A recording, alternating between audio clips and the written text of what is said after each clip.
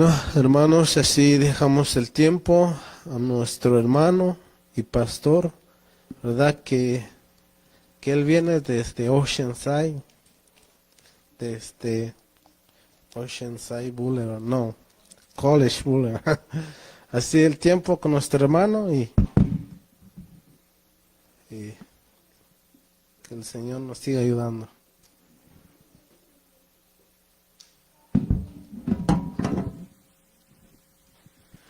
Le damos gracias a nuestro hermano Plácido que nos ha dirigido en esta mañana y les damos una cordial y calurosa bienvenida a cada uno de ustedes que están aquí y a nuestros hermanos que nos van a estar acompañando a través de estos medios de comunicación. Como ustedes pueden mirar ahí en su pantalla, ese es el tema que vamos a estar tratando el día de hoy. Y vamos a mirar en este estudio quiénes entrarán en la santa ciudad y quiénes están allí. Es un mensaje para que nos sigamos esforzando por medio de nuestro Señor Jesucristo para que un día no muy lejano entremos por esas puertas de la santa ciudad. Pero hay ciertos requisitos que necesitamos rellenar para poder entrar por esas puertas. Me da gozo y alegría el saber que en otros países se está esparciendo la palabra de Dios del mensaje adventista. Esta semana estuve hablando con algunos hermanos de diferentes países. Hablamos con nuestra hermana Liliana Cabrera de Guatemala. Hay un ministerio allá en Guatemala. Hablamos con nuestro hermano Claudio, que también hay una iglesia en el país de Chile. Hablamos con nuestra hermana Magdalena y otros hermanos del país de Perú, que también hay otro grupo allá. Hermanos de Jimmy, nuestro hermano Jimmy, que hay un grupo también en el país de Colombia. Le mandamos un saludo a los hermanos del Remanente de Colombia. También nuestros hermanos de México, también hay grupos de historicistas que con la ayuda de Dios este año pensamos trabajar en unión con ellos para que el mensaje se siga esparciendo. Y sé que hay otros hermanos en diferentes países que con la ayuda de Dios necesitamos unir fuerzas para dar el último mensaje de advertencia a un mundo que perece. Así que les mandamos un cordial y caluroso saludo a cada uno de ellos, a nuestros hermanos que se están conectando a través de las redes sociales. También les damos una cordial y calurosa bienvenida. Y los voy a invitar, queridos hermanos, a que vayamos de rodillas para que entremos en la palabra de Dios. ¿Qué es lo que Dios espera de nosotros? Vamos a colocarnos de rodillas, como leímos anoche, que Filipenses capítulo 2, versículo 11 nos dice: a el nombre de Jesús se debe de doblar toda rodilla, de lo que está arriba en el cielo y debajo de los cielos. Y en este día de adoración nos postramos de rodillas delante del gran Dios del universo. Amantísimo Dios, que tu morada está en las alturas de los cielos. Una vez más, Señor mi Dios, caemos postrados de rodillas delante de tu presencia, delante del soberano del universo. Y queremos suplicarte que nos hables a través de tu palabra y a través de los testimonios, para que nos hagas llevar hasta la morada celestial, así como Abraham miró por fe la ciudad santa, la nueva Jerusalén, así como se la mostraste a el profeta Juan en la isla de Patmos. Así de igual manera, muéstranos a nosotros por medio de tu palabra esa gran ciudad.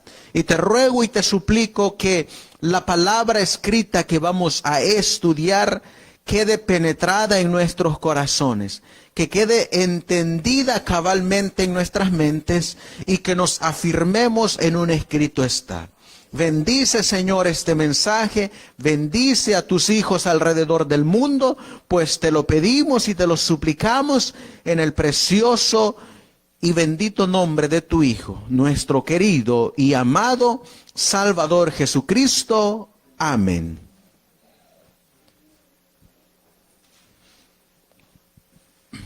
Vamos a comenzar nuestro estudio abriendo la palabra de Dios en el libro de Jeremías. Vamos a ir al libro de Jeremías. Y en el libro de Jeremías, en el capítulo 7.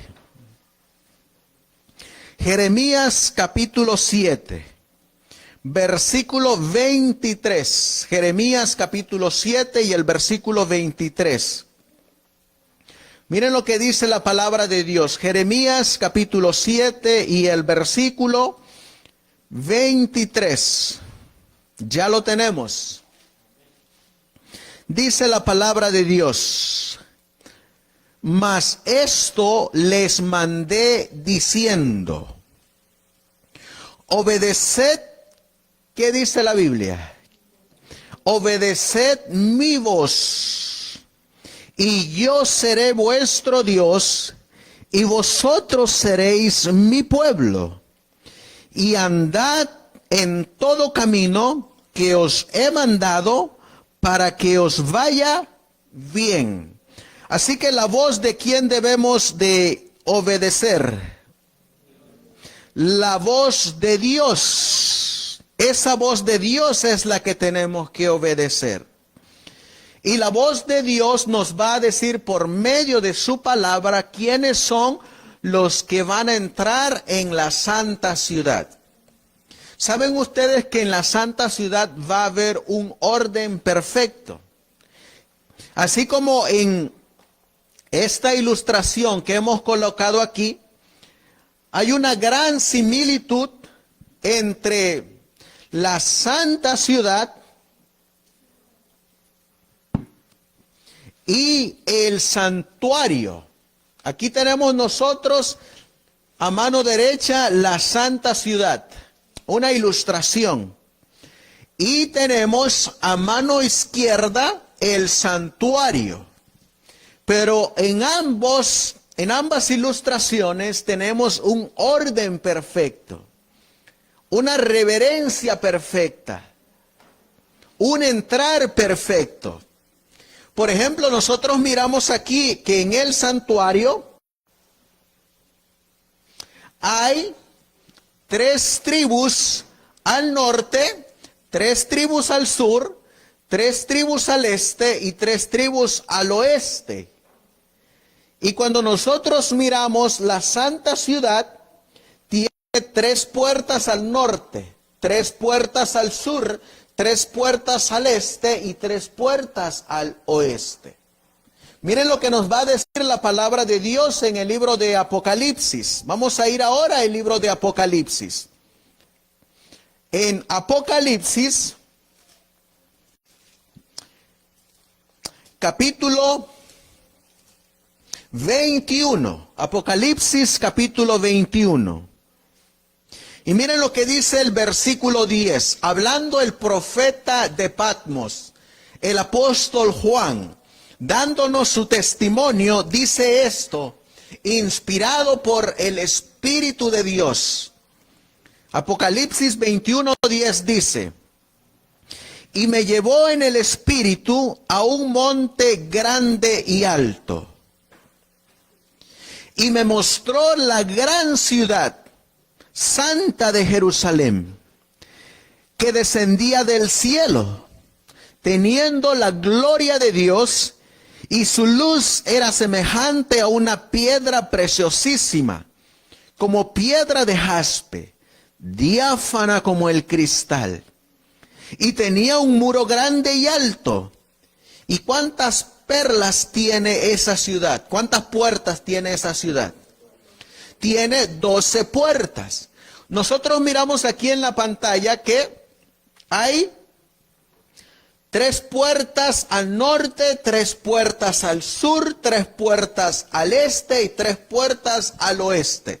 Así que ¿cuántas puertas serían? Son 12 puertas. Y miren lo que dice, sigue diciendo el versículo. Y a las puertas, ¿qué es lo que hay en las puertas? 12 ángeles. Así que cada puerta, ¿qué tiene? Un ángel. Así que hay 12 puertas y hay 12 ángeles. Cada ángel en su puerta. Y miren lo que sigue diciendo. Quiero que se imaginen esta ciudad y en cada puerta, imagínense un ángel resguardando esa puerta. Así como en el Edén habían 2 ángeles resguardando la entrada del Edén, aquí se menciona que hay un ángel en cada puerta. Y miren qué más sigue diciendo. Y nombres escritos en ellas, que son los nombres de las 12 tribus de los hijos de Israel. Así que ahora ya sabemos que en la santa ciudad hay 12 puertas. Y en cada puerta, ¿qué hay? Un ángel. Y cada puerta, ¿qué tiene? El nombre. ¿De quién? De los hijos de Israel. Vamos a leer esos hijos de Israel para que miremos qué nombres aparecen arriba de esas 12 puertas. Apocalipsis capítulo 7. Apocalipsis capítulo 7 y el versículo 5. Vamos a ver las tribus que están en esas puertas. Versículo 5 dice, de la tribu de Judá. Así que una puerta que tiene el nombre de ¿qué tribu? La tribu de Judá. Versículo 5, de la tribu de Rubén, de la tribu de Gad. Versículo 6, de la tribu de Aser, de la tribu de Neftalí, de la tribu de Manasés. Versículo 7, de la tribu de Simeón, de la tribu de Leví, de la tribu de Isaacar. Versículo 8, de la tribu de Zabulón, de la tribu de José y de la tribu de Benjamín.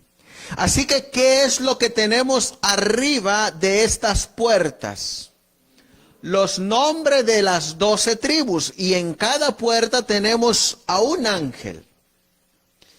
Pero miren ahora, vamos a regresar a Apocalipsis capítulo 21.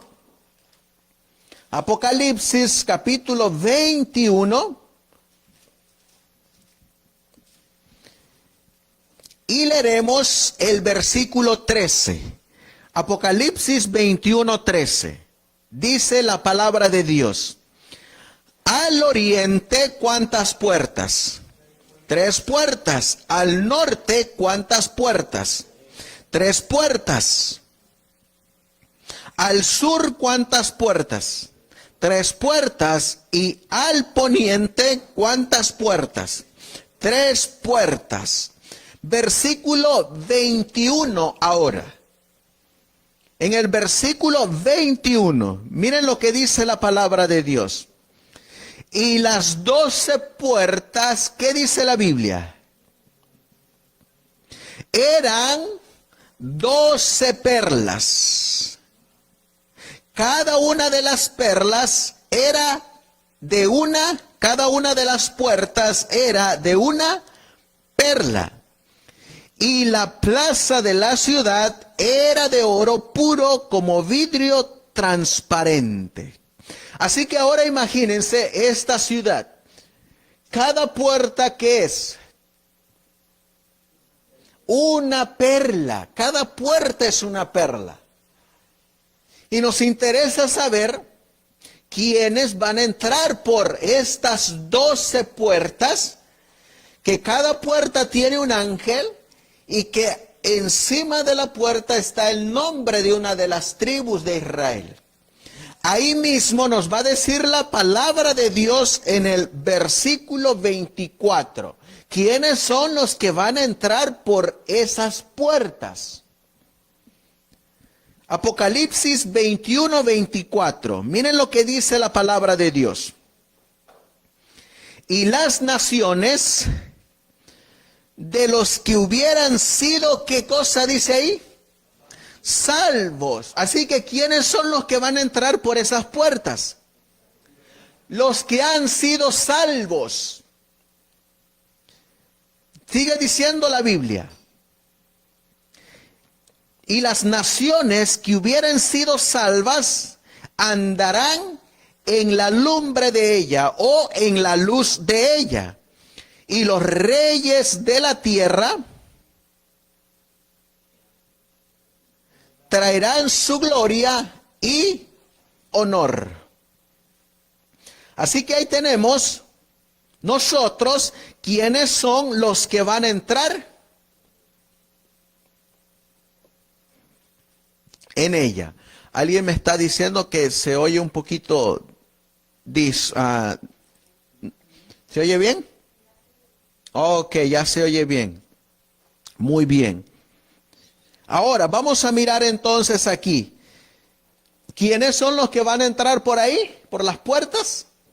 Los salvos. ¿Saben cómo lo escribió el salmista? Vamos a ir, y el profeta Isaías, en Isaías capítulo 26. ¿Quiénes son los que van a entrar por ahí, por esas puertas? Isaías capítulo 26. Versículo 2. Isaías capítulo 26 y el versículo 2. Dice la palabra de Dios: abrid las puertas y entrará la nación justa que guarda, ¿qué dice la Biblia?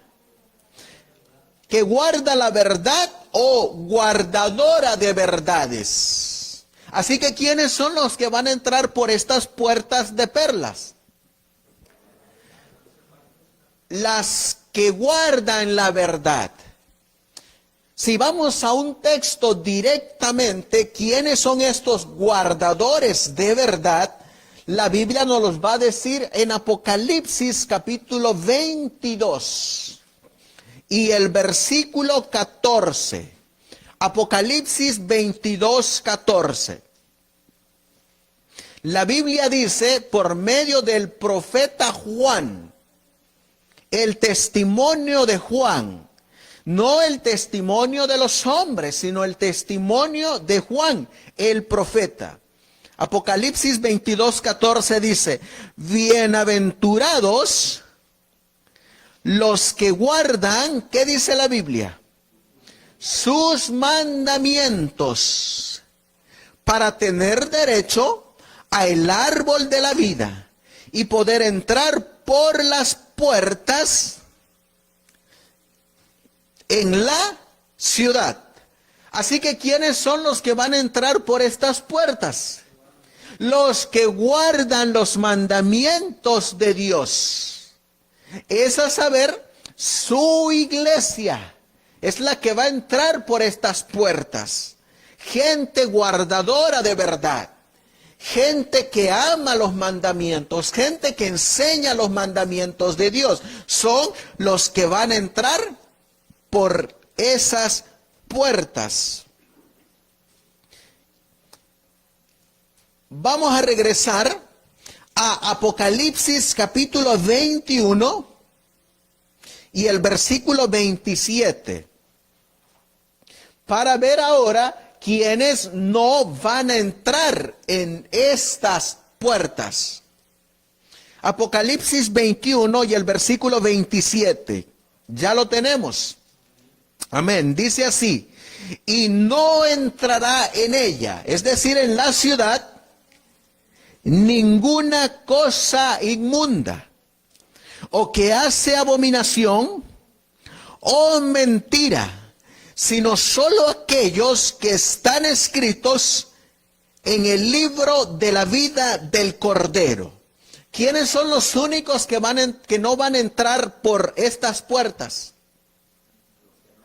Los que no están escritos en el libro de la vida, o los que no guarden sus mandamientos no van a poder entrar ahí.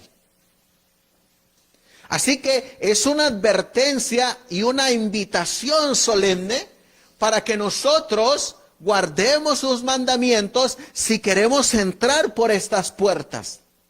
Pero si nosotros no queremos entrar, simplemente, como dice el versículo 27, sigamos en la inmundicia, o sigamos haciendo abominación, o sigamos diciendo mentira.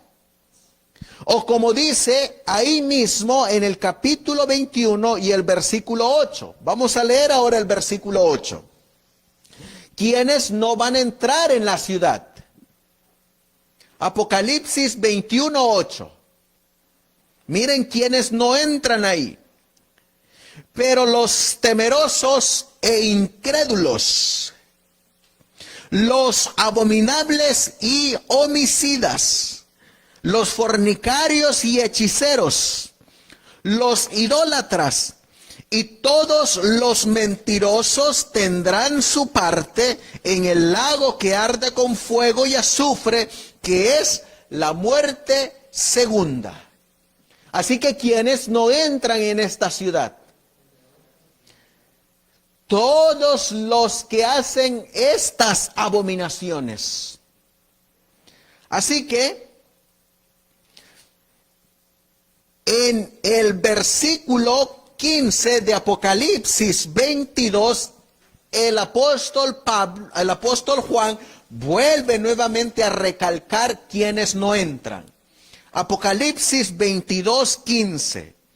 Mas los perros estarán afuera, y los hechiceros, y los disolutos, y los homicidas, y los idólatras, y cualquiera que ama y hace mentira. Ellos no van a entrar en la santa ciudad. ¿Se dan cuenta cómo la palabra de Dios es bien clara y bien sencilla? Ahora, vamos a leer algunas citas del espíritu de profecía.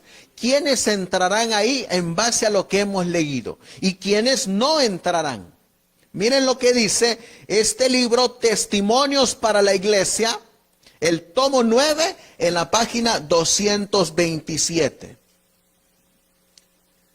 ¿Quiénes van a entrar ahí? Los trofeos de Cristo. En aquel día, los redimidos resplandecerán en la gloria del Padre y del Hijo. Tocando sus arpas de oro, los ángeles darán la bienvenida al Rey y a los trofeos de su victoria. Los que fueron lavados y emblanquecidos en la sangre del Cordero. Como decía Apocalipsis 21 y el versículo 24. Y las naciones de los que hubieren sido salvados andarán en la luz. Y aquí dice, los que fueron lavados y emblanquecidos en la sangre del Cordero. Son los que van a entrar en esta ciudad. Miren qué más sigue diciendo. Se elevará un canto de triunfo que llenará todo el cielo. Cristo habrá vencido. Entrará en los atrios celestiales acompañado por ¿quiénes? Por sus redimidos. Testimonios de que su misión de sufrimiento y sacrificio no fue en vano. Jesús ascendió al Padre como representante de la familia humana. Y allí llevará Dios a los que reflejan su imagen para que contemplen su gloria y participen de ella con Él. Así que ¿quiénes van a entrar en esta ciudad, hermanos? En esta santa ciudad, la Nueva Jerusalén. los que guardan los mandamientos de Dios o los que fueron lavados y emblanquecidos en la sangre del Cordero. Miren quiénes otros van a estar ahí.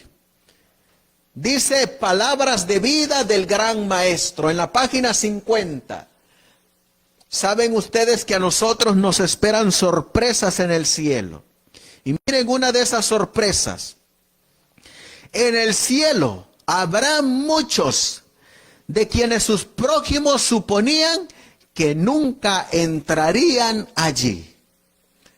Gente que nosotros que no esperamos que iban a estar aquí, van a estar allí. Gente que nosotros pensamos que nunca se arrepintieron, que nunca se convirtieron, finalmente decidieron entregar sus vidas a Cristo. Finalmente decidieron que sus vidas fueran lavadas en la sangre del Cordero y entrarán allí. Miren quiénes más van a estar ahí. El camino a Cristo en la página 126. Entonces los redimidos serán recibidos con gozo en el lugar que Jesús les está preparando. Allí su compañía no será la de los viles de la tierra. Miren cómo le llaman. Mentirosos, idólatras, impuros e incrédulos, sino la de los que hayan vencido a Satanás y que por la gracia divina hayan adquirido, como dice ahí, caracteres perfectos. Así que, ¿quiénes son los que van a entrar por estas puertas? Los que hayan alcanzado caracteres perfectos. ¿Cómo se logra un carácter perfecto, hermanos? Ya lo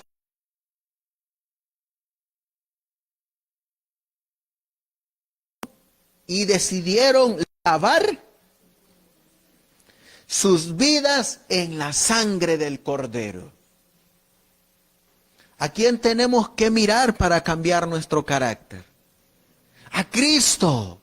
¿A quién tenemos que seguir para cambiar nuestro carácter? A Cristo. Miren lo que sigue diciendo. Toda tendencia pecaminosa, toda imperfección que los aflige aquí, habrá sido quitada ¿por quién? Por la sangre de Cristo. Y se les concede la excelencia y brillantez de su gloria, que excede en mucho a la del sol, y la belleza moral, la perfección de su carácter resplandecen con excelencia mucho mayor que este resplandor exterior. Y miren cómo están delante del trono. Están sin mancha delante del trono de Dios y participan de la dignidad y de los privilegios de los ángeles. Así que, ¿quiénes entran por esas puertas?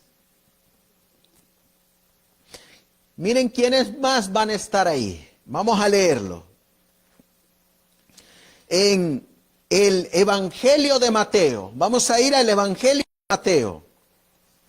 En el Evangelio de Mateo, en el capítulo 28. Mateo capítulo 28. Versículo 19. Mateo 28, 19. Por tanto, id, dice la palabra de Dios. Mateo 28, 19. Y enseñad a todas las naciones, bautizándoles en el nombre del Padre y del Hijo y del Espíritu Santo. Versículo 20. Mateo 28, 20. Enseñándoles. ¿Qué debemos de enseñarle? Que guarden todas las cosas que os he mandado, y he aquí, yo estoy con vosotros todos los días, hasta el fin del mundo. Por eso es que, ¿quiénes más van a estar ahí? Los apóstoles de Cristo, los que enseñaron a temer a Dios, a darle gloria, a darle honra, a darle honor, a darle alabanza. Todos los apóstoles de Cristo van a estar ahí. Todos los que recibieron de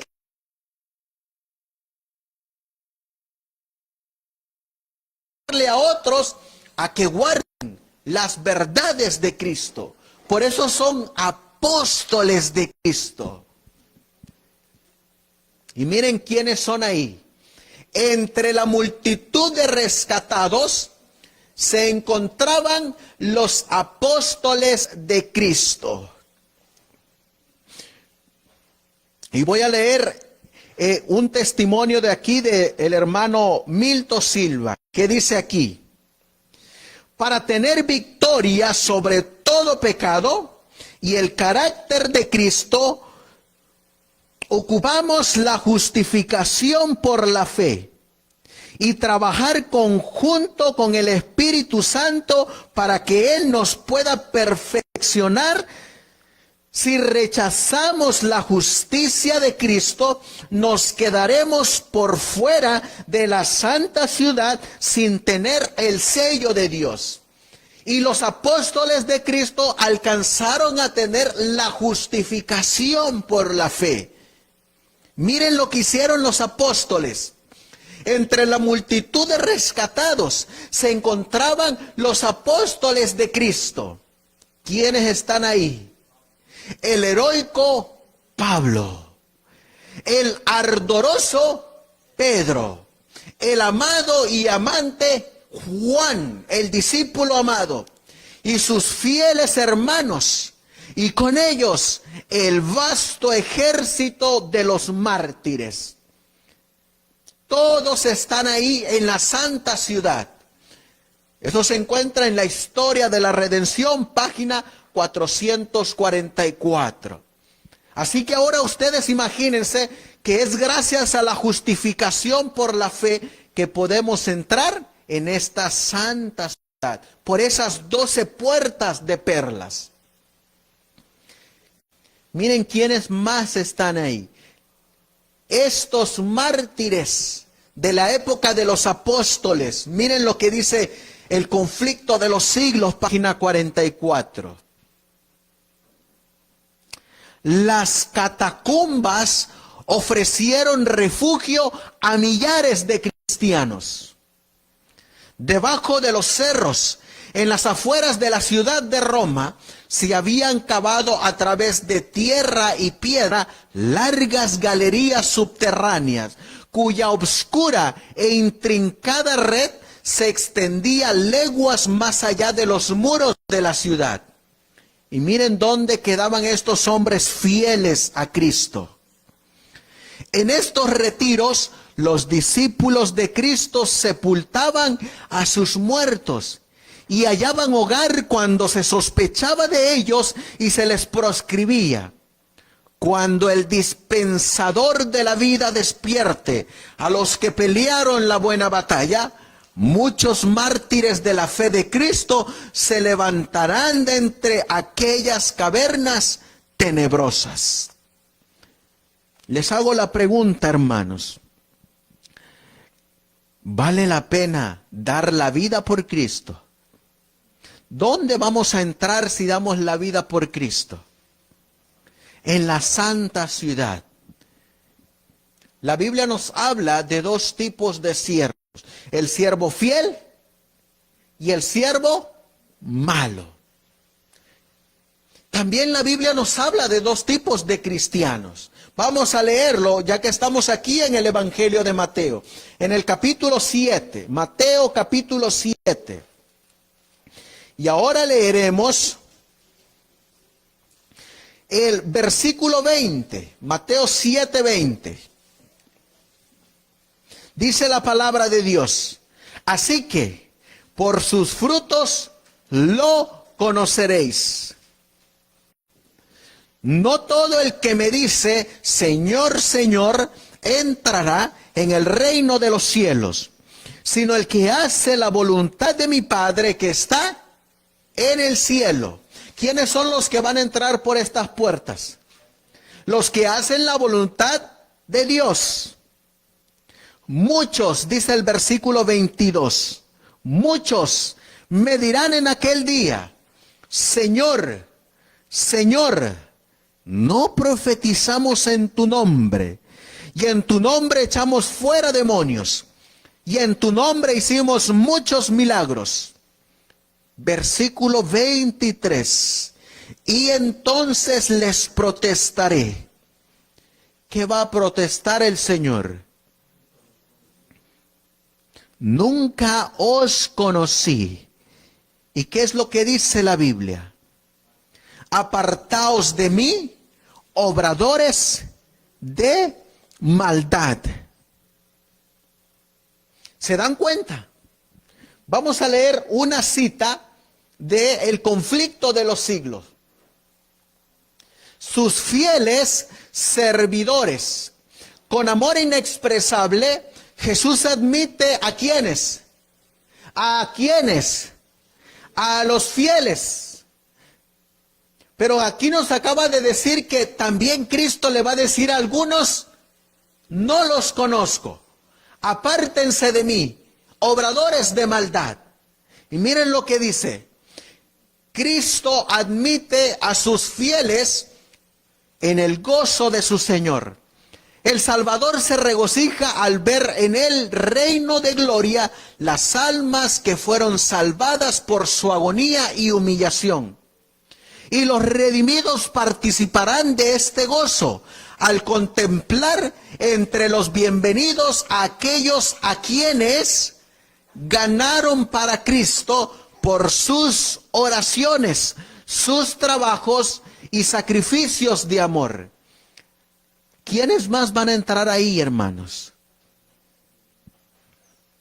Miren quiénes más van a entrar ahí. A los que ganaron, ¿para quién? Para Cristo. Es decir, que a esa persona que usted le está compartiendo el Evangelio, la sana doctrina, la verdadera interpretación de la Biblia y la verdadera justificación por la fe, y esos hermanos se convierten a Cristo y lavan sus pecados en la sangre del Cordero y limpian sus caracteres por medio del poder de Cristo, van a entrar ahí.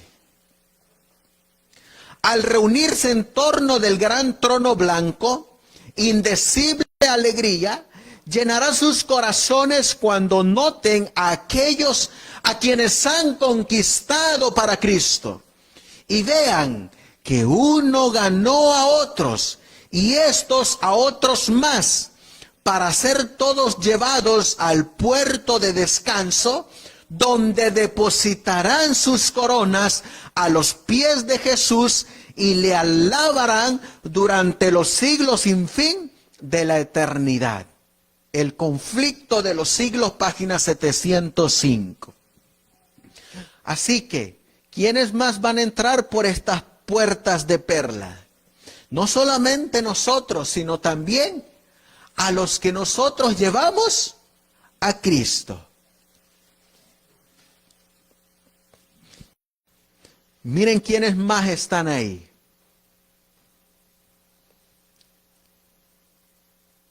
Abel.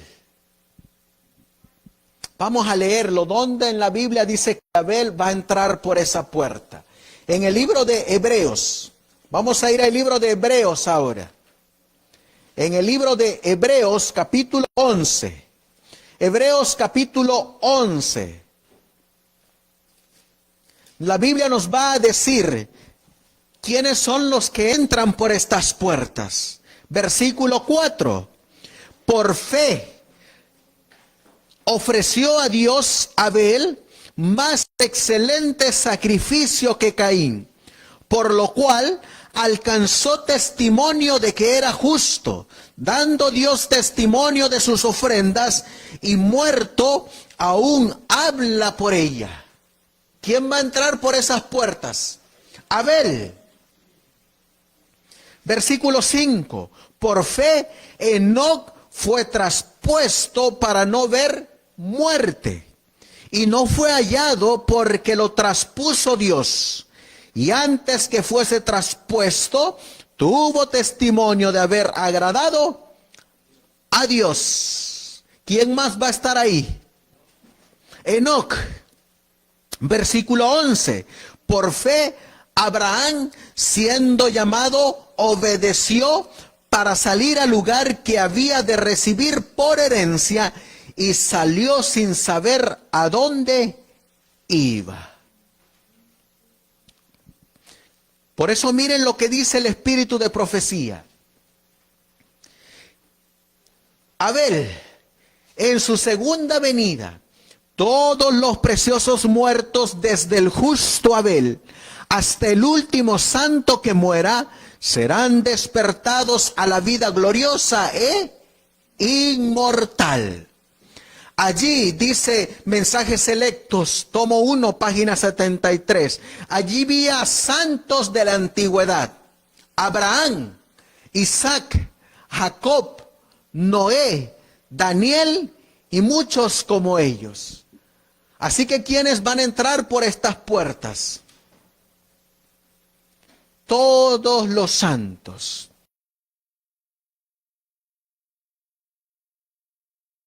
Posesión eterna.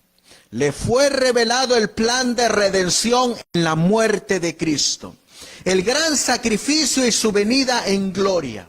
También vio Abraham la tierra restaurada a su belleza edénica, que se le daría a él para siempre, como pleno y final cumplimiento de la promesa. ¿Quién más va a entrar ahí? Abraham. Ahora, hermanos, ¿cómo entrarán ahí? ¿Cómo creen ustedes que van a entrar los redimidos? ¿Ustedes creen que cada quien va a entrar diferente? ¿Cada quien va a querer decidir? Miren lo que nos dice el testimonio. Miren cómo es el cielo y miren cómo debe de ser aquí en la tierra. El gobierno de Israel se caracterizaba por la organización más cabal, tan admirable por su esmero como por su sencillez. El orden tan maravillosamente puesto de manifiesto en la perfección y disposición de todas las obras creadas por Dios se veía también en el gobierno hebreo. ¿Cómo es el gobierno en el cielo? Hay un orden perfecto. En esta otra declaración, Patriarcas y Profetas, página 346, el campamento hebreo estaba ordenada en exacta disposición, quedaba repartido en 3 grandes divisiones, cada una de las cuales tenía señalado su sitio en el campamento. En el centro estaba el tabernáculo, la morada del Rey invisible. Alrededor asentaban los sacerdotes y los levitas.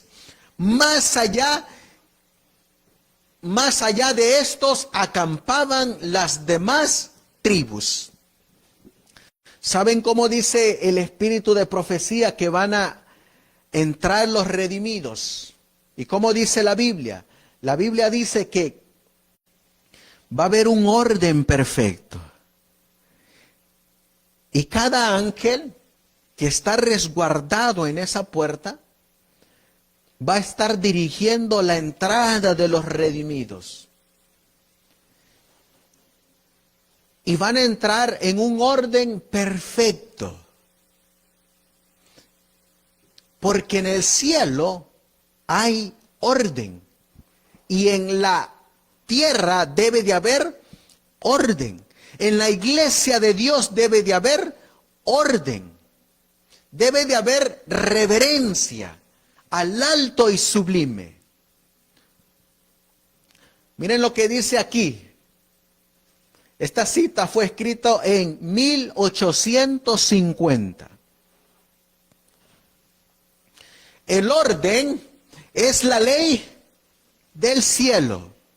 Y debe ser la ley del pueblo de Dios, ¿en dónde? En la tierra. Podemos ser ahora un pueblo fuerte si ponemos nuestra confianza en el Señor, porque estamos manejando las grandiosas verdades de la palabra de Dios. Tenemos todas las razones para estar agradecidos. Si andamos en la luz de los vivientes oráculos de Dios, tal como brilla sobre nosotros, tendremos grandes responsabilidades en correspondencia con la gran luz que Dios nos ha dado. Tenemos muchos deberes que realizar, porque hemos sido hechos depositarios de la verdad sagrada que debe ser dada al mundo en toda su hermosura y gloria. Hemos contraído con Dios la deuda de usar toda ventaja que Él nos ha confiado para hermosear la verdad por la santidad del carácter y para proclamar los mensajes de amonestación, consuelo, esperanza y amor a los que están en las tinieblas del error y del pecado.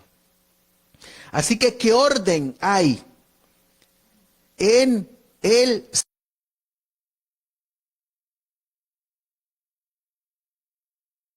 ¿y qué orden debe de haber en la iglesia? ¿Y qué orden debe de haber en cada ministerio?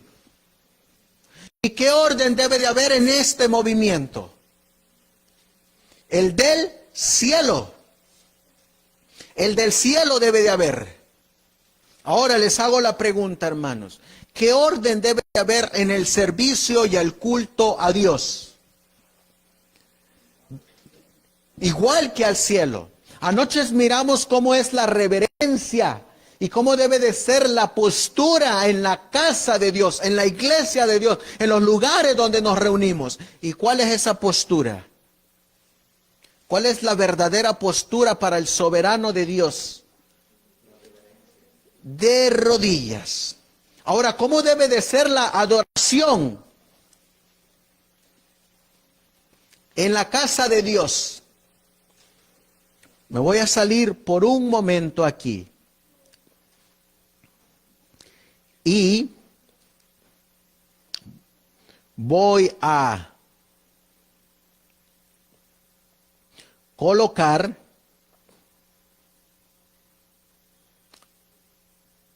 a ver si lo logro tener aquí. Creo que no lo guardamos. Pero tal vez ustedes lo miraron por las redes sociales. Una adoración en una iglesia en Brasil, donde la iglesia, más bien, en vez de iglesia, parece una discoteca. Y en vez de darle culto a Dios, saben que hay una irreverencia en contra del Dios Altísimo. Gente brincando en el púlpito. Humo por todos lados. Luces de discoteca por todos lados. Gente gritando, gente saltando. Y lo peor es que es en una iglesia adventista. Tristemente, en las iglesias se están presentando payasos para dar el mensaje. Se están presentando obras de teatro para dar el mensaje. Cuando la Biblia nos dice que en el cielo hay un orden perfecto y que todos los que van a entrar por esas puertas van a entrar en un orden perfecto. Cada redimido va a entrar por la puerta que le sea asignada. Y cada redimido va a entrar en perfecta obediencia a los mandamientos de Dios. Miren lo que dice esta cita. En manuscritos especiales, el número 11 del 25 de diciembre de 1850. Vi que en el cielo todo estaba en orden perfecto. Dijo el ángel, mirad, Cristo es la cabeza. Avanzad, y ¿cómo dice ahí? En orden. Haya sentido en todo. Dijo el ángel, contemplad y conoced cuán perfecto y hermoso es el orden en el cielo. ¿Y cuál es la exhortación? Seguidlo. ¿Qué modelo de orden debemos de seguir? ¿El del cielo o el de los hombres? El del cielo. Ahora miren, ¿quiénes ya están allí? Ya lo leímos, pero para ir finalizando, ¿quiénes ya están ahí? ¿Saben qué es lo que alcanzaron ellos? El carácter de Cristo antes del cierre de la gracia, que es la verdadera justificación por la fe. Miren quiénes ya están allí. ¿Saben ustedes que hay gente que ya está allí? Por ejemplo, ¿quién es este personaje que ya está allá? Enoc. ¿Dice la Biblia que Enoc ya está allá? Lo acabamos de leer en el libro de Hebreos. Pero Noé alcanzó la perfección en Cristo antes de que se cerrara el tiempo de gracia. Y hoy en día se enseña en la corporación adventista que usted no puede alcanzar esa perfección hasta que Cristo venga en la segunda venida. Hoy en día se enseña que el adventista va a estar pecando hasta ver venir en gloria a nuestro Señor Jesucristo, y entonces será transformado. Pero miramos nosotros el ejemplo de Enoc, que Enoc pudo alcanzar la perfección en Cristo antes de que Cristo viniera a esta tierra. Y miren cómo lo alcanzó Enoc. Primero miren lo que dice la Biblia. Génesis, vamos a ir al libro de Génesis. Vamos a buscar en Génesis. Génesis capítulo 5. Génesis capítulo 5 y el versículo 22. Génesis 5, 22 dice, y caminó Enoc, ¿con quién? ¿Con quién caminó Enoc? Con Dios. ¿Saben hoy con quién quiere caminar la gente? Con el pastor, con la corporación, con el hombre. Pero ¿con quién caminó Enoc? Con Dios. ¿Con quién debemos de caminar para tener la misma experiencia de Enoc? Con Dios. Y caminó Enoc con Dios después que engendró a Matusalén. 300 años y engendró hijos e hijas. Versículo 24. Caminó pues Enoc con Dios. ¿Y qué dice la Biblia? Y desapareció porque le llevó Dios. ¿Quién llevó a Enoc? Dios. ¿Se lo llevó vivo o muerto? Se lo llevó vivo. ¿Se lo llevó con pecado o sin pecado? Se lo llevó sin pecado. Ahora les hago la pregunta.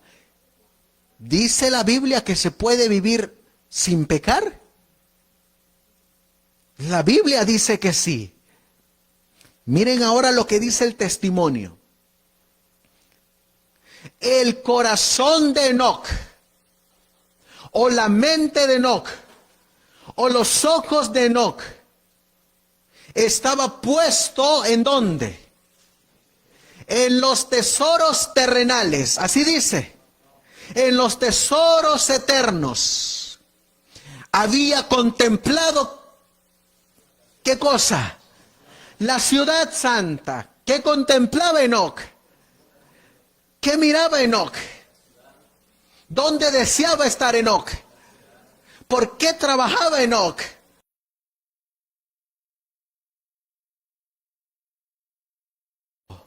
Al Rey en su gloria, en medio de Sión. Su mente, su corazón y su conversión se concentraba en el cielo. ¿En qué pensaba constantemente Enoc? En Dios, en el cielo, en la recompensa. Cuando Enoc se levantaba, ¿en qué pensaba? En Dios. Y cuando Enoc se acostaba, ¿en quién se dormía pensando? Y cuando salía a la calle, ¿en quién pensaba? Y cuando se compraba su vestimenta, ¿en quién pensaba? Y cuando se arreglaba, ¿en quién pensaba? Y cuando comía, ¿en quién pensaba? Y cuando hablaba, ¿en quién pensaba? Es decir, su mente estaba atraída por el amor a Dios. Y miren lo que le ocurrió al tener Enoc esta experiencia. Cuanto mayor era la iniquidad prevaleciente, tanto más intensa era su nostalgia del hogar de Dios. Entre más pecado miraba Enoc, más deseaba estar en el cielo. Pero entre más pecado miraba Enoc, más deseaba estar separado del pecado. Mientras estaba aún en la tierra, vivió por la fe en el reino de luz. Bienaventurados, dice el apóstol Mateo en el capítulo 5 y el versículo 8. Bienaventurados los de limpio corazón, porque ellos verán a Dios. Durante 300 años Enoc buscó la pureza del alma. ¿Durante cuántos años? 300 años. ¿Cuál era la meditación de Enoc? Pureza del alma. ¿Qué era lo que buscaba Enoc? Pureza del alma. Pero ¿saben qué le enseñan ahora en la corporación? Que usted no puede tener pureza del alma. Que usted no puede alcanzar la pureza del alma. Desde 1957, cuando hicieron convenio con los evangélicos, se trastornó la enseñanza pura adventista y se introdujeron falsas doctrinas. Especialmente se introdujo que usted y yo no podemos vivir en santidad y que nunca podremos guardar la ley de Dios. ¿Saben qué es lo que están enseñando con esa doctrina? Que Dios no tiene poder para que usted y yo venzamos el pecado. ¿Y saben qué más tiene esa enseñanza? Que Satanás es más poderoso que Dios. Porque sus hijos no podrán alcanzar la victoria. ¿Es cierto eso? Eso es falso. Miren lo que sigue diciendo. Durante 3 siglos anduvo con Dios. Día tras día anheló una reunión más íntima. Esa comunión se hizo más y más estrecha hasta que Dios lo llevó consigo. ¿Hasta qué punto llegó Enoc? Hasta el punto de que Dios dijo de Enoc, a este yo me lo llevo.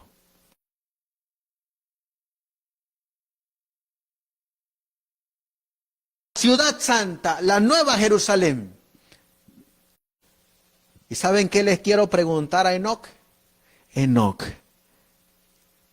¿y por qué puerta entraste? ¿Por la de Judá? ¿Por la de Isaacar? ¿Por la de Zabulón? ¿O por qué puerta entraste? Y Enoc nos va a decir, había llegado al umbral del mundo eterno, a un paso de la tierra de los bienaventurados. Se le abrieron los portales y continuando su andar con Dios, tanto tiempo proseguido en la tierra, entró por las puertas de la santa ciudad. Fue, dice la Biblia, fue el primero de los hombres que llegó allí. Enoc fue el primero que entró por estas puertas, una de esas 12. Pero tuvo que alcanzar esa comunicación, esa íntima relación entre creador y criatura. Tuvo que aprender a dejar el pecado. Tuvo que aprender a vivir en santidad. Tuvo que aprender a depender de Dios. Tuvo que aprender a seguir a Dios, a vivir por Dios. Y qué gran victoria alcanzó Enoc al lavar sus pecados en la sangre del Cordero por fe. Y fue el primero que entró ahí. ¿Saben cómo le llaman a los primeros que hacen un movimiento? Pioneros. Así que podríamos decir que Enoc fue y es uno de los pioneros de los que entraron por esa puerta. El primero. Después de Enoc, ¿saben quién le siguió? Miren lo que dice la Biblia. En el libro de Números, vamos al libro de Números. En el libro de Números,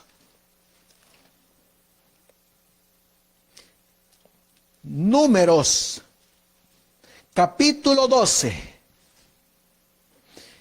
y el versículo 3, Números capítulo 12 y el versículo 3.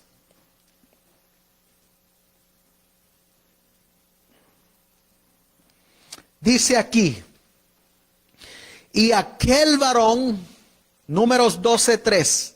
¿Cómo aparece este varón? ¿Cómo se llama? Y aquel varón Moisés era muy, ¿cómo dice la Biblia?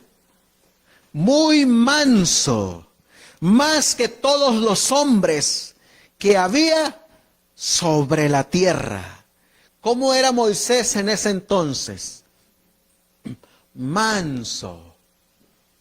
Pero ¿cómo era Moisés antes de haberse encontrado con el gran yo soy? ¿Saben cómo era Moisés?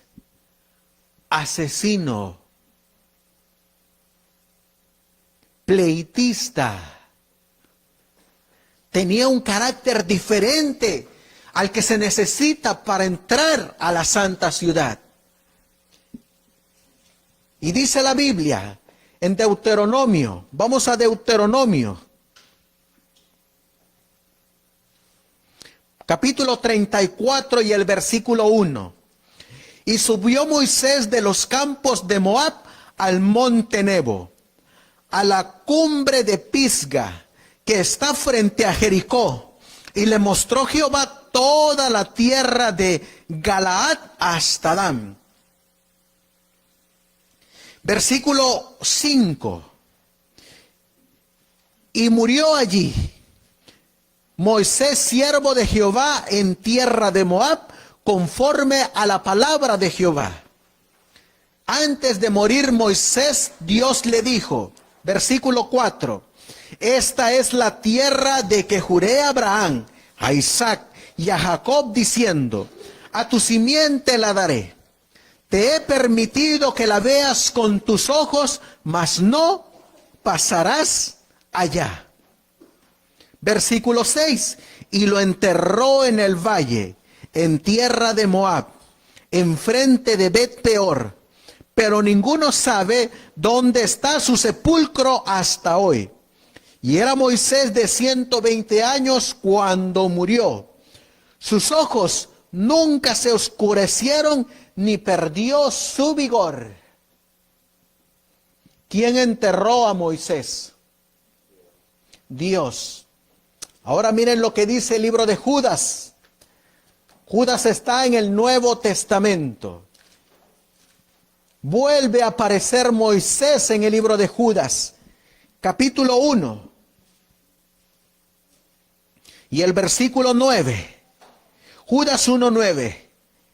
Pero cuando el arcángel Miguel contendía con el diablo, disputando acerca del cuerpo de Moisés, no se atrevió a usar juicio de maldición contra él, sino que dijo: el Señor te reprenda.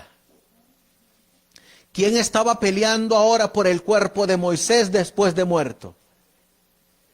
El arcángel Miguel, nuestro Señor Jesucristo. Y miren, comentando estos versículos, lo que nos dice el espíritu de profecía. Cristo mismo, acompañado de los ángeles que enterraron a Moisés, descendió del cielo para llamar al santo que dormía.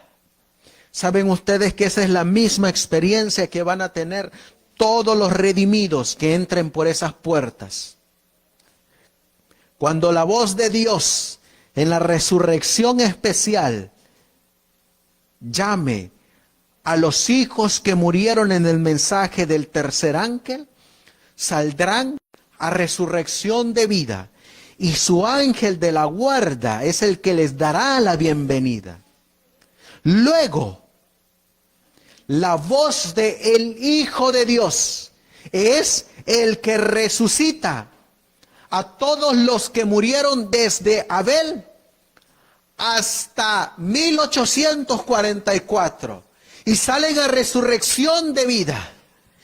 Junto a sus tumbas están los ángeles que estuvieron presentes cuando fueron depositados en sus tumbas. Su ángel de la guarda les va a dar la bienvenida también a ellos, así como le ocurrió a Moisés. Y miren lo que dice: Satanás se había regocijado por el éxito que obtuviera al inducir a Moisés a pecar contra Dios y a caer así bajo el dominio de la muerte.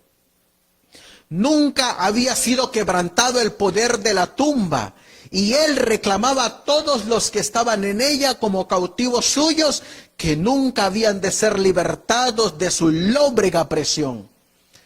Por primera vez, Cristo iba a dar vida a uno de los muertos. ¿Quién resucitó a Moisés? Cristo. Y iba a ser el primero de los que resucitarían.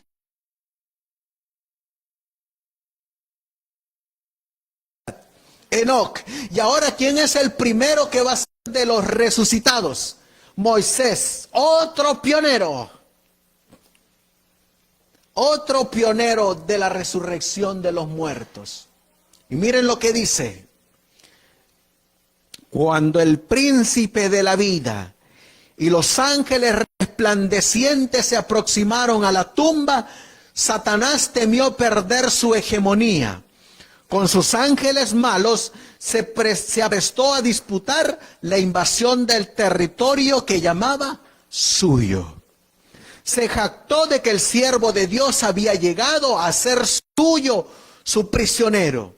Como consecuencia del pecado, Moisés había caído bajo el dominio de Satanás.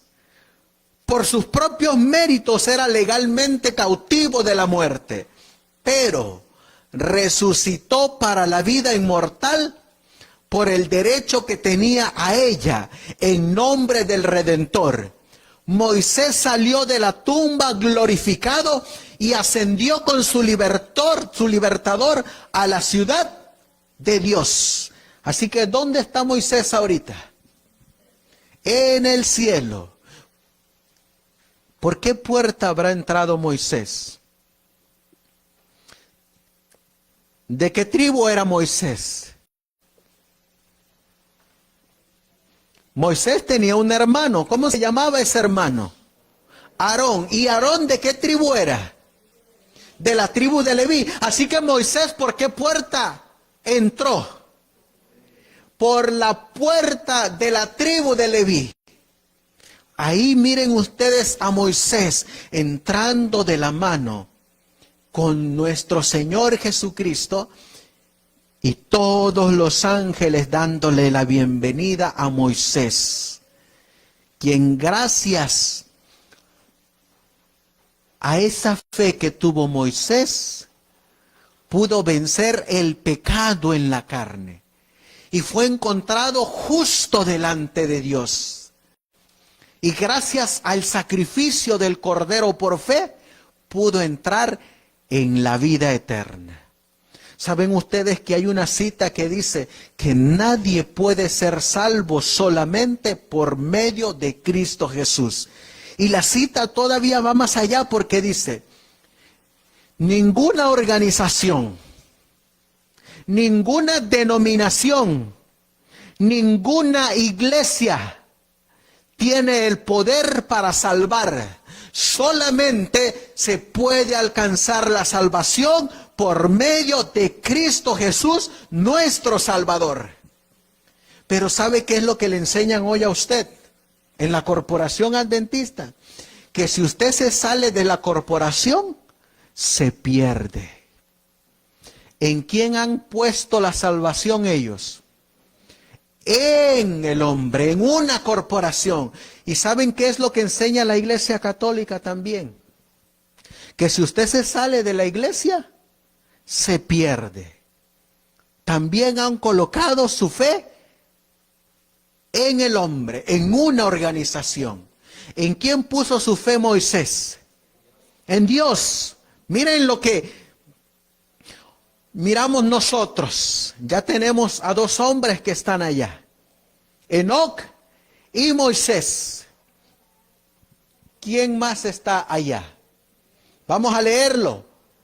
Segunda de Reyes. Segunda de Reyes. Vamos a ver quién más está allá. En Segunda de Reyes, capítulo 2, versículo 1.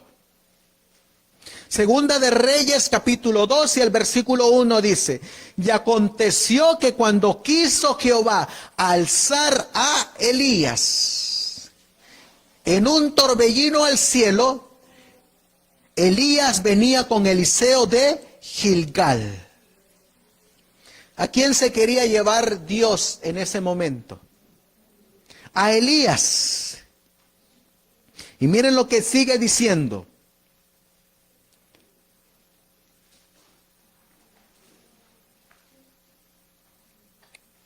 En el versículo 12, y viendo Eliseo clamaba, Padre mío, carro de Israel y su gente de a caballo. ¿Y qué dice la Biblia? Segunda de Reyes 2:12. Y nunca más le vio. Y trabando de sus vestiduras las rompió en dos partes. ¿A quién ya no volvió a ver jamás Eliseo? ¿Por qué ya no lo vio? ¿Quién se lo llevó? Miren lo que nos dice Historia de los Profetas y Reyes, página 169. Una esperanza para nosotros en este tiempo. Elías fue un símbolo de los santos que vivirán en la tierra en ocasión del segundo advenimiento de Cristo y que serán transformados en un momento, en un abrir de ojo, a la final trompeta, sin pasar por la muerte. ¿De quién está hablando ahí? De los 144,000 que van a ser transformados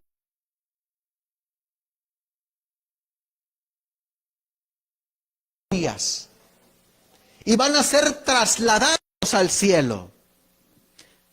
Pero ¿cómo es la condición que deben de tener los 144,000 hermanos?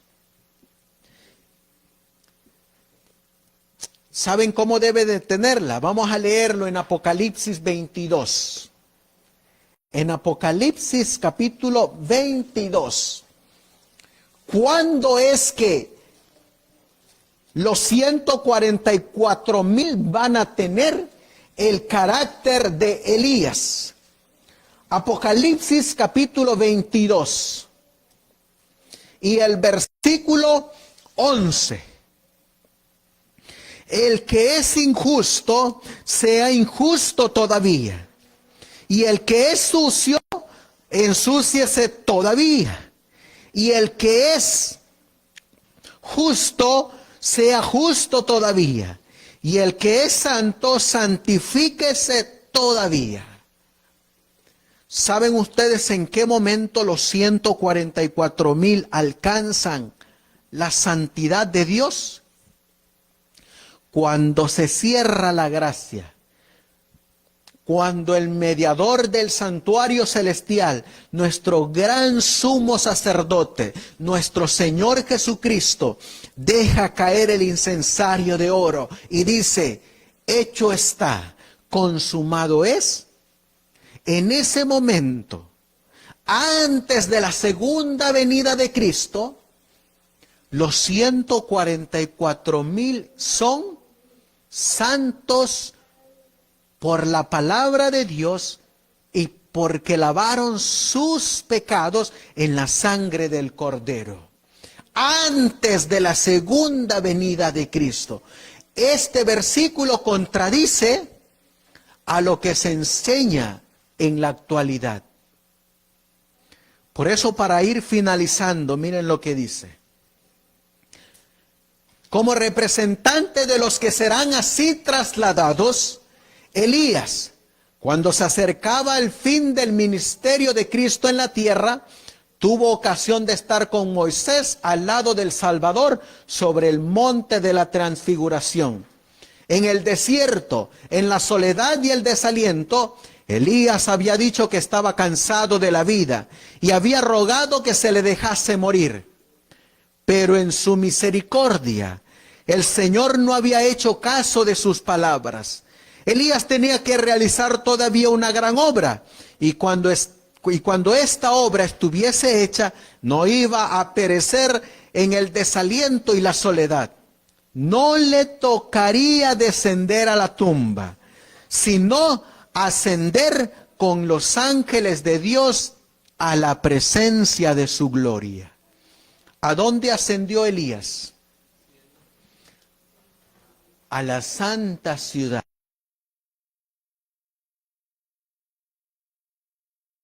¿Quiénes más están allá? Los que resucitaron con Jesús el primer día de la semana del año 31 en la Pascua. Los que la Biblia le llama las primicias. O la primicia es Cristo y las primicias los que siguen con Él. Dice aquí el deseado de todas las gentes. Al resucitar Cristo, sacó de la tumba a una multitud de cautivos. Eran aquellos que habían sido colaboradores con Dios y que a costa de su vida habían dado testimonio de la verdad. Ahora iban a ser testigos de aquel que los había resucitado. Ellos también están allá. Los pioneros adventistas le llaman los 24 ancianos que están allá con Cristo. ¿Quiénes no estarán allí por nombre? Miren quiénes no están allí. Dice aquí, Caín no está allá, ni va a estar. La esposa de Lot tampoco va a estar allá. Los hijos de Leví, Nadab y Abiú, tampoco van a estar allá. Los hijos de Elí, Ofni y Fines, tampoco van a estar allá. El rey Saúl tampoco va a entrar por esas puertas. Judas tampoco.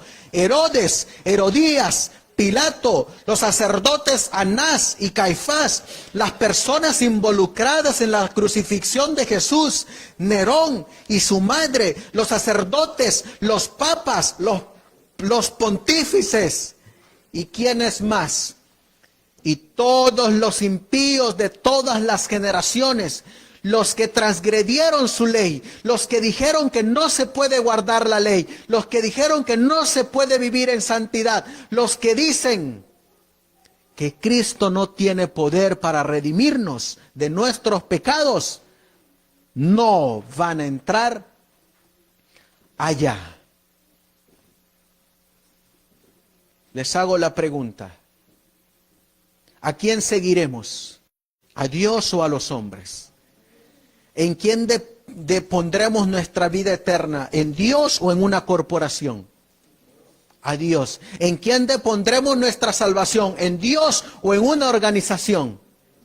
¿En quién depondremos nuestra vida eterna? ¿En Dios o en los pastores? En Dios. ¿En quién depondremos nuestra vida? ¿En Dios o en una iglesia?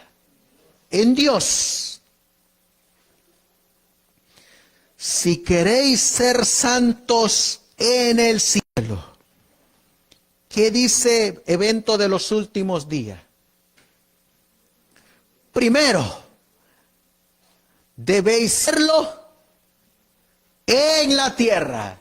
Así que si queremos entrar por esas puertas, ¿qué debemos de ser? Santos. ¿En dónde? ¿En el cielo o en la tierra?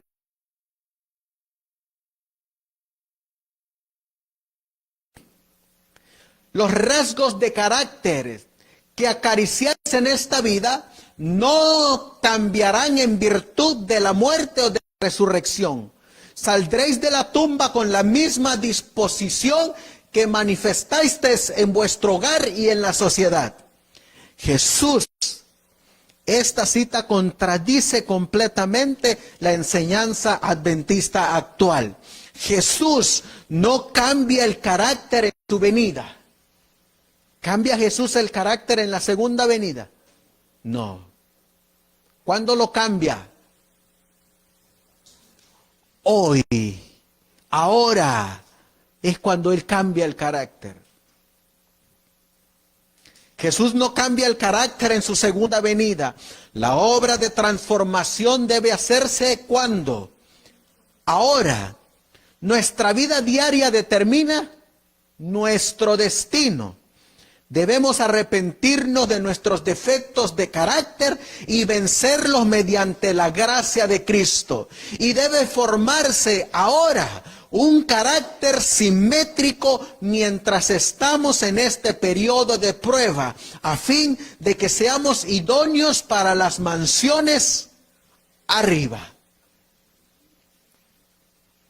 Pregunta: ¿se puede vencer o no se puede?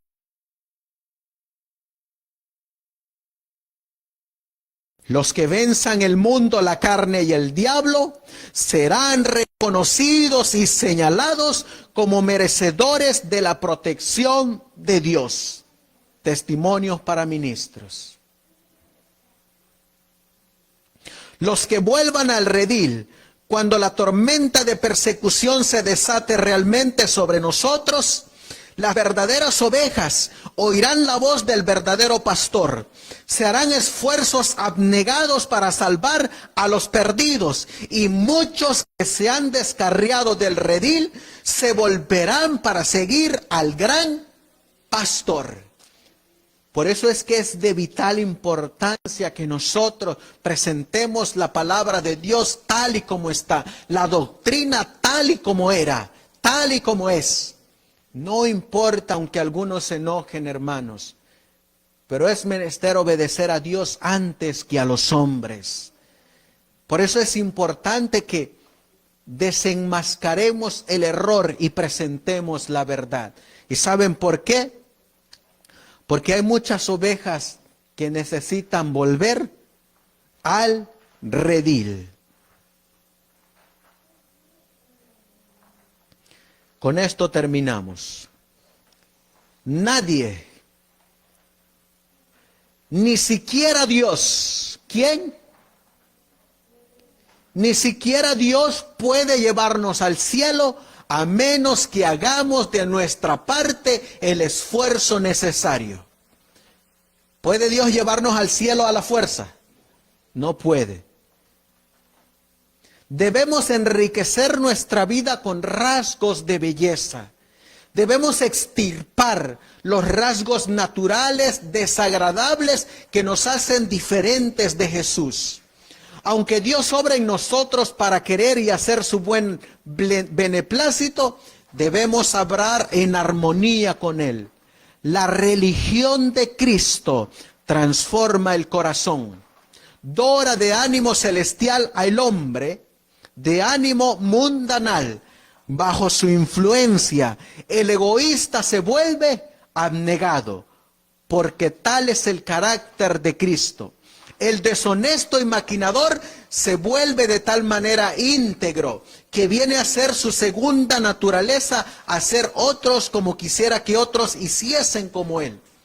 El disoluto queda transformado de la impureza a la pureza. Adquiere buenos hábitos porque el Evangelio de Cristo llegó a ser para él un sabor de vida para vida. Así que el que robaba, ¿qué ya no va a hacer? Ya no roba. Y el que mentía, ya no miente. El que se vestía como el mundo, ¿qué va a ocurrir con él? Ya no se va a vestir como el mundo.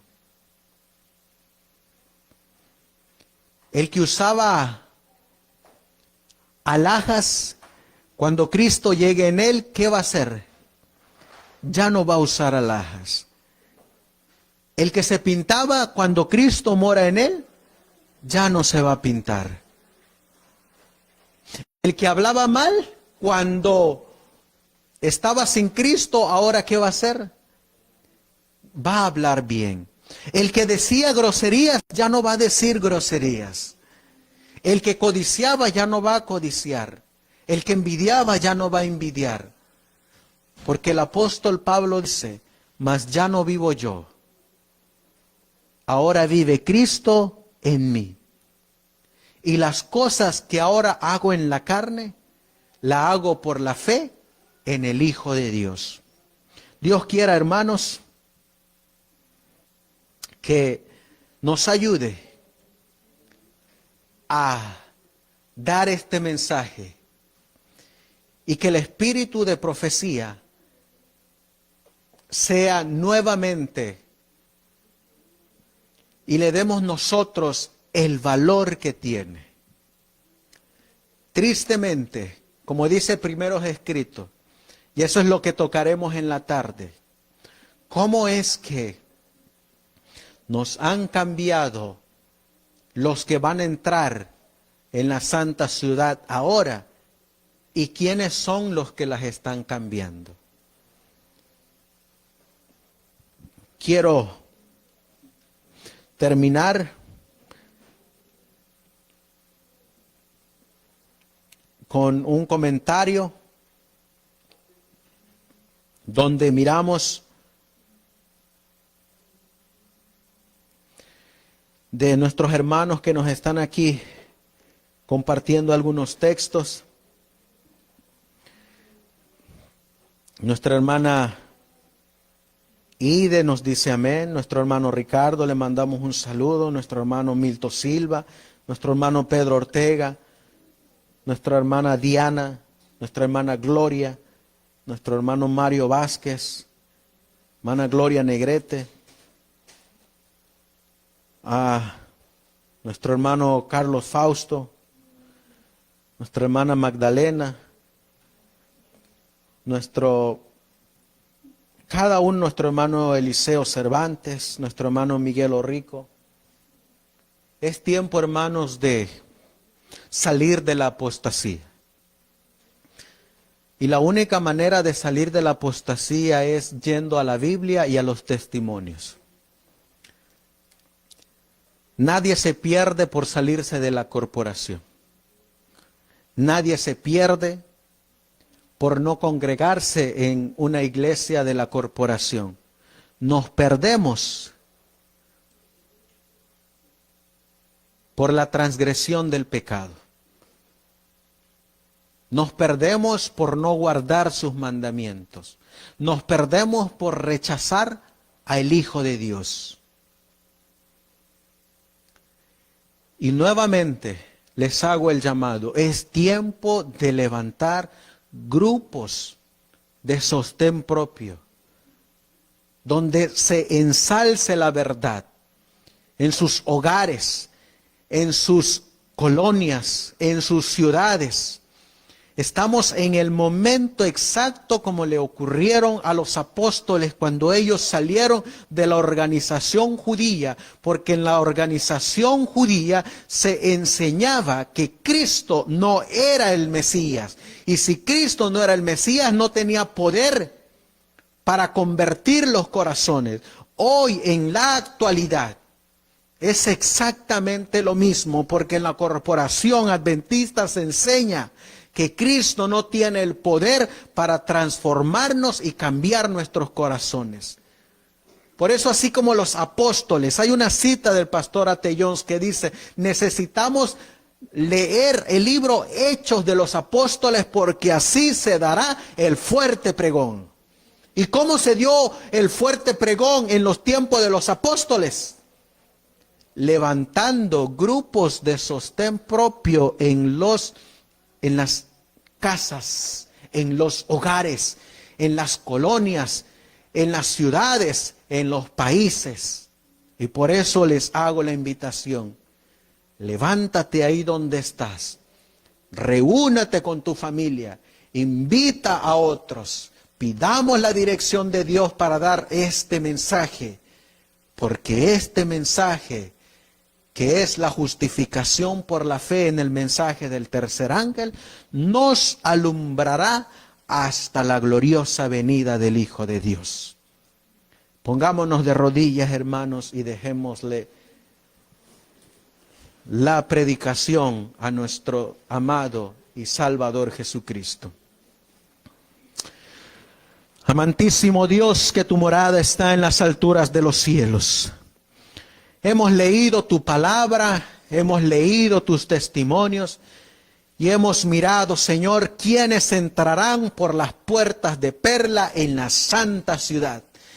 Y son aquellos guardadores de verdad, son aquellos que depositaron su vida en la sangre del Cordero, miraron por fe al Hijo de Dios, miraron por fe que Cristo tiene poder para transformarnos, para cambiar nuestros caracteres.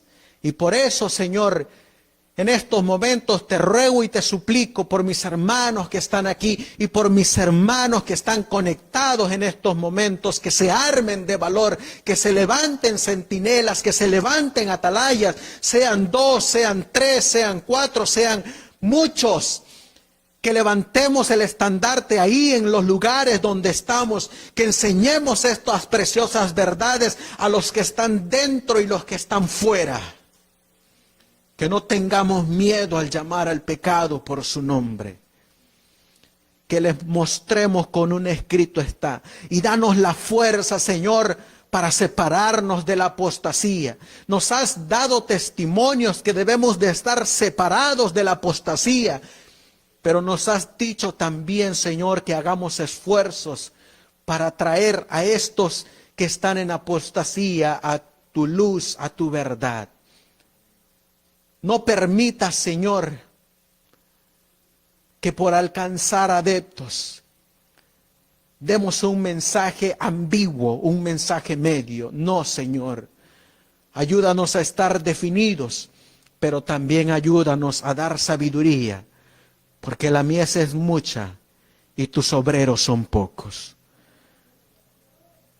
Nuevamente, Señor, te ruego y te suplico que a mis hermanos que están aquí, nos unas como a los apóstoles, en un mismo sentir, en un mismo pensar y en un mismo querer. Que nos unas en fe, que nos unas en doctrina, que nos unas en interpretación, que nos unas en el fundamento de nuestra fe, que nos unas en los pilares.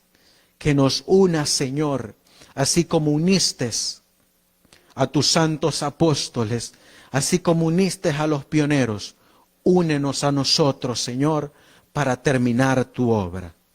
Te lo pedimos y te lo suplicamos en el precioso y bendito nombre de nuestro Señor y Salvador Jesucristo. Amén.